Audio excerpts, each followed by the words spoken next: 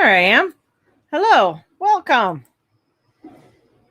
Hopefully, everybody come on in. I'm a little bit later this morning than usual.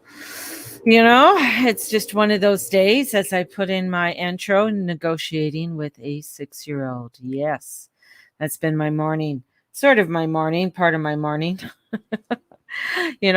how is everyone doing? I'm kind of in between. I'm in between and in betwixt, in betwixt, in between and in betwixt.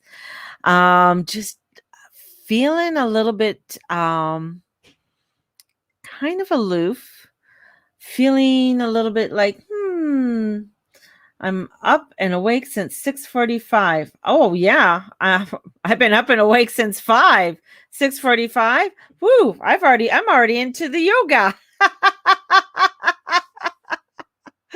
I'm already doing my yoga by that time and out of the house by 7:15 after that and on to my walk. So trying to get a routine down for myself and get myself into a getting healthy. Getting healthy. That's what it is. Getting healthy is the big thing for me right now. But in between and in betwixt, kind of in a, with Mercury going into from Cancer into Leo, and Mercury's not very good in Leo. It's what we call detriment. So he's not happy when he's in Leo. And usually when we see a Mercury in Leo, they like to talk about themselves a lot.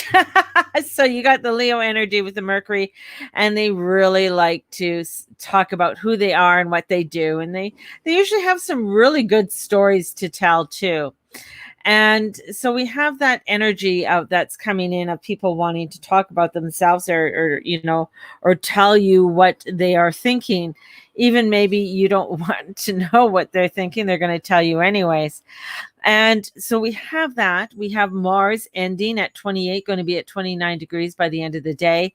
And it's coming up and conjunct Regulus. So having, being the star, wanting to be seen, wanting to be heard going forward, and it totally switching into as we go into the 29th, as he'll be switching his energy and going into Virgo. So that's a huge switch. We are going from fire to earth, and from fire to earth is a big transition. And as we're going into that earthly energy, we're going to find that we are wanting to get into the finer details. Now, I just read something here, and it's by Paolo Marnini, Marini. And Marnini, one of the most important intellects in the life today, and he's drawn up 10 strategies of manipulation through mass media. And I found it quite interesting. And the first one is the strategy of distraction. The primordial element of social control is the distraction strategy that consists of diverting the public's attention from major problems and the changes decided by political and economic elites through flooding of continuous distractions and insignificant information. Distraction strategies is also essential to prevent the public from becoming interested in essential knowledge in the areas of science, economics, psychology, neurobiology, cybernetics, keeping the audience attentions diverted from real social problems, imprisoned by themes without real importance. We're seeing, I think we're seeing that right now. So keeping the public busy with no time to think back to the farm like other animals. So quote in the text, silent weapons for the quiet war. So last year, when Mars was going through Pisces at the beginning of last year, Mars went retrograde in Pisces. That was when, what I said, a spell was being cast. And the spell was that of getting you to be distracted. And with Neptune there, Neptune and is about media, and being in Pisces has to do with propaganda. So we're seeing that. So the strategy of distraction, that was that Mars, or that was that Mercury coming in and bringing in a lot of distractions. We started seeing things about, oh, look at UFOs, talking about UFOs. After how many years, all of a sudden they're talking about UFOs. What other distractions that have been out there? So a lot of distractions of pulling you away, of not seeing truth, of not seeing fact, and not finding knowledge. So when you're being kept busy or fearful of something, it's where you sort of you're just not paying attention. You're not paying attention. And with Jupiter, this is only the first one of his out of 10. With Jupiter coming into Aquarius, we're going back, and we're coming back into information or energies that were started in around March of last year and coming up to March of this year.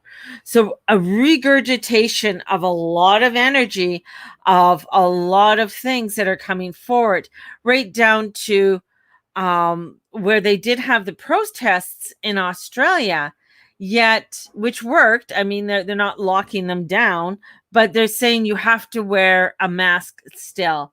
And even though public health have said masks don't do anything, they're just a security blanket, and that they're coming out with more information about the detriment of wearing a mask all the time and what that can cause. So we have that, that strategy of distraction coming up to creating a problem, then offering a solution. So this method is also called a problem reaction solution, and it creates a problem, a situation planned to cause a certain reaction from the public with the aim that this is a mandate of a measure they want to accept. And for example, letting urban violence intensify and intensifying or organized bloody attacks with the aim of public being those requiring securities of laws and policies. Also create an economic crisis to make social rights demonstration and dismantle public services and accept as a necessary evil. So putting things out there and saying, here it is, oh my God, that's so bad. And then everybody's yes, that's so bad. I need your help. I need this. I will take your mandate. I will take your laws because I want my safety and security. So we also see that coming in, and we're seeing that happening, as Saturn is going into Aquarius and Pluto going retrograde, bringing this energy up. And the strategy of graduation to make an unacceptable measure accepted, you only need to apply it generally to a dropper for consecutive years. So we've been seeing things over decades coming forward in manipulation and changes. The social economic conditions were imposed during the decades of the 80s and 90s in a minimum state, and precariousness and flexibility, mass unemployment, wages that no longer guarantee dignified incomes. So many changes that would have brought about a revolution if they were implemented all at once. So we see, when the argument came a few years ago about raising minimum wage to $15 an hour, and here are these elites having a discussion about it, like, oh my God, that's going to be, how detriment that can be for the economy, and it's not going to help any. Yet in bringing it up to $15 an hour, it doesn't even help to pay somebody's rent. It doesn't even help to do anything really with, getting minimum wage. So minimum wage, and what they've done is that the increase of food or other things have increased, yet wages haven't increased at the same rate, at least for the regular Joe. where they had after the 1940s that you could get a job pumping gas and you could still afford a house on that wage. The next one is reach to the public like children. Most publicities and advertising uses speeches, topics, characters, and particularly childish in intonation, many times close to weaknesses, as if the viewer was a few years old creature or a mental moron. When you try to deceive the viewer, the more you tend to use childish tones. Why? If someone addresses a person as if they are 12 or under, then based on suggestibility, they will probably tend to respond or the reactions even without critical sense like that of a 12-year-old or less. The silent weapons of quiet war. So this is where we take a step back and we start taking a look at how are things coming to us? What is the information? And is it intellectual? Is it actually getting us to think? Or are we walking along like drones? So again, we've been seeing this happening over a number of years for us. And going down, I'm not going to read any more of these, but it's just all of the manipulations of things that have been happening. Here's the energies that are coming in. We have Lionsgate coming in. We have Mars going into Virgo, which is really wanting us to look at the finer details. We have Mercury coming into Leo, wanting to voice our opinions, voice things out. Jupiter coming back into Aquarius. These are energies of awareness, of awakening, of getting us to step forward, of saying, you know what, I do want more information. I want to dig deeper. I want to find out about the science of this, or I want to know what is behind it. So we've seen even in Canada where they pass a law at midnight when everybody's sleeping. So this is where we need to begin to be aware of how you are stepping into your world. How are you stepping in? Are you stepping in blindly and not wanting to pay attention? Or are you stepping into an awakening and that you want to be awakened? Hence, we have Venus in Virgo. And she opposes, with the lovely moon in Pisces is very dreamy. And this is a time, with Venus being there, she's saying, okay, what do you want to dream of? What do you want to create? And how does that look and how does that feel for you?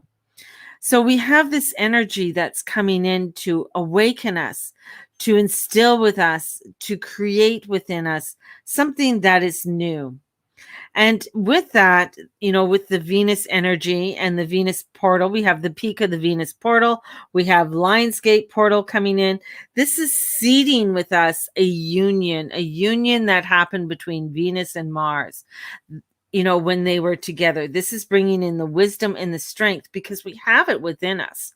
We have this energy that's within us for us to be able to step forward in a world that is trying to keep us down and out, where we are coming into this engaging in the work of radical responsibility that produces true sovereignty.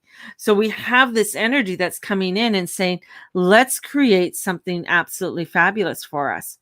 Let us stand into and produce radical responsibilities of what we need to do for our own selves, for our health, for our wealth, for our longevity. This is where we need to start looking into our sacred others can can source itself.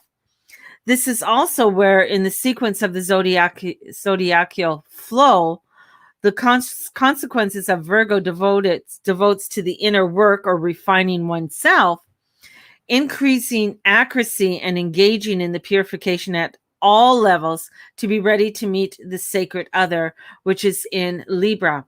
So this energy is trying to shake us up and wake us up and say, come out of this crazy dream world. And hence when Jupiter goes into Aquarius, it will be awakening. It will say, hey, come out of the numbness.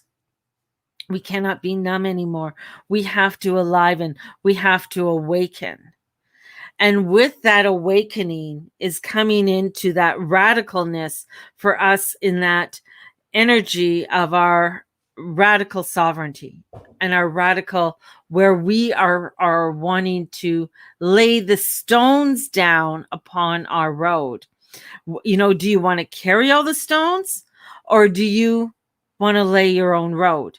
Do you want to have all those stones on your back and carry all that burden, carry all that crap that is being put upon us and the weight that is being put on us so that we are feeling heavy and down and trodden? This is getting us to really look into things radically. And sometimes radically doesn't mean that you're going like, yeah, crazy. Radically means that we are stepping into our world, how we are wanting to lay this down and listening to our inner self.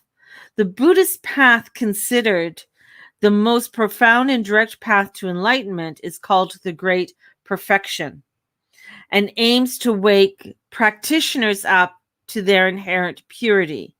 And the art of perfecting feels amazing when moving into the state of relaxation and openness. This is allowing for you to come into a flow and not fall into the spell that others are trying to place upon you to get you where you are not paying attention. Doesn't mean that you go into the drama. It means that, okay, I'm aware of that. I understand that's happening. And I'm going to send it love and light. But for me, I'm flowing over here. I'm flowing over where I'm wanting to create a place that is bringing in the harmony and the peace and the joy and the truth of who I am and who you are. And this is when we're added to the relaxation and openness. Add the tension and pressure and the rife in a dominator culture, and the shadow side of the Virgo manifests. New models of devotion are arising. So our devotion to our true heart wisdom is strengthened because we see the crazy, we see the propaganda, we see what is being put upon us, and we're like, I understand. I see that shadow. Thank you for showing it to me. Hence, all the light from the Venus portal and all the light that's coming through with this Lion Gate is getting us to see things in a clearer way. And with that, we will find that more people are wanting to speak about themselves or speak out. Hence that Mercury in Leo can be a little bit heavy and a little bit pushy, and people be a little bit pushy on you on what they believe, what they think, what they see.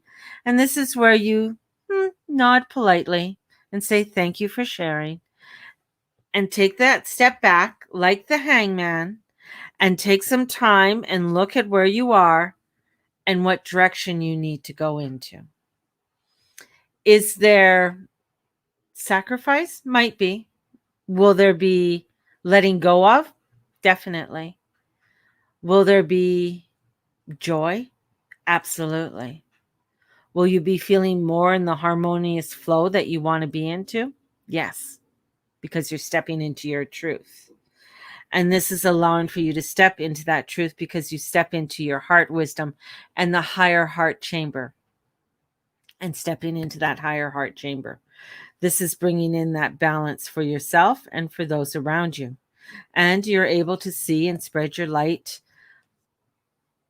into the newness and the creativity. So I will share what Margaret put out there today, and I'll share that with everybody because I find what Pablo wrote was very profound. So I'm just going to find that again. My girlfriend, Margaret Ming, lovely, lovely, love her so much. She is from, where's Margaret from? Where are you from, Margaret?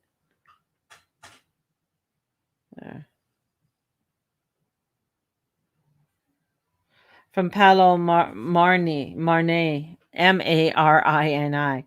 And going and looking at the 10 strategies of manipulation. And when you read them, it's like bringing into your awareness of, this is what I need to know. This is what I need to share. So I shared it out and share it onto my story. I'll share it onto my story as well. And looking at it, I'm playing with the Slow Tarot. It's a beautiful deck. You should check it out. Ooh, a slow tarot. Interesting. Slow tarot. I don't know if I can go any slower. I had to write out numbers with my grandson today, so that was also quite a feat. And then having a debate with a Gemini, Libra, Aquarius rising child, because they don't forget and they hang on to every word somebody says, and they will debate you. And they hold their truth. That's the one thing I noticed with an air sign like that. They hold their truth and they're not going to back down. That's that Libra energy. I'm not going to back down. I love you, but I'm not going to back down. So until you threaten to take away their little Game Boy or something, and then they back down. But today is, I feel like, for myself personally, and looking at a lot of the energies that are coming in, is really a day of reflection, and a day that maybe sit and watch. There's a movie called Into the Woods. Into the Woods is a one that what happens after the the Prince Charming and Cinderella get married. What happens after? So it's the after of the fairy tales. So I was thinking of watching that today if I can find it on one of the channels. So Into the Woods today, and finding out what happens after the fairy tale. Some is good, some isn't as good, but it is coming into that awakening for us and allowing ourselves to step into it. So there's a lot. I feel like this week is a big one. We got the hammer of Thor with Venus coming down and saying, what is your passion? Where are you going? Along with lovely Eris of discord coming in and causing a little bit of havoc. That's why we don't open ourselves completely to people, because we think everyone remembers conversations. Yeah, but I mean, I think this is where we need to come in and learn, because sometimes we say things that we might have said something in the heat of the moment, which happens to me all the time, and happening to people, for me. Yeah, it's part of life. I think that's where I think more of us, if we start opening up, we start to create maybe conversations or changes. I don't know. Just a thought out there, just a thought, putting it out there to the world. So today, I don't have much of a big message today, because my mind is in between and in betweaks, and just sort of evaluating things, I guess, in some ways, always reevaluating, always looking at things, but just taking a little bit of a breather today. I think that's what it is today. I did that with my yoga this morning. It was very much of a flow yoga movement and stretches, and stretching my hip flexors because they're quite tight, and just allowing for that movement to come in, more of a flow than a push. And that's very much within the Buddhist, let's go into the flow. This is a day of flow, allowing, being open for any transformation and changes that you need to make. We should pull cards. Oh, I'm not pulling cards today. Not a day. I just don't, not into the card pulling. I'll probably put something up on TikTok later with a little card reading and do a little bit of a card reading there, but yeah, not into it for today, that's for sure. The other thing, meditation, new meditation I'm starting next week, the Ego Eradicator, and it's a powerful one. We don't do it longer than 3 minutes. It is one to really expand, clear our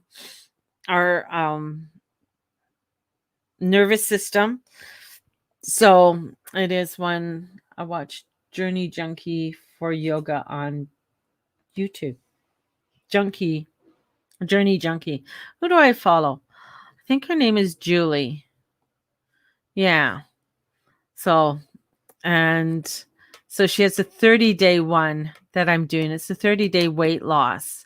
And I went up to, I think, day 23 or day 24. And then I restarted it again from day 1. And I try and do it at least 5 days a week. 6 days sometimes, but usually 5 days a week. And just getting into that. And then right now I can go for a walk since Mateus isn't in any school or anything like that. So that gives me some time to go for a walk in the morning. And even this morning, it was a little bit cooler than usual because of all the smoke, but just listening to the birds and just taking my time going for a walk this morning. And I was very thankful that I didn't, because I've been running into coyotes lately.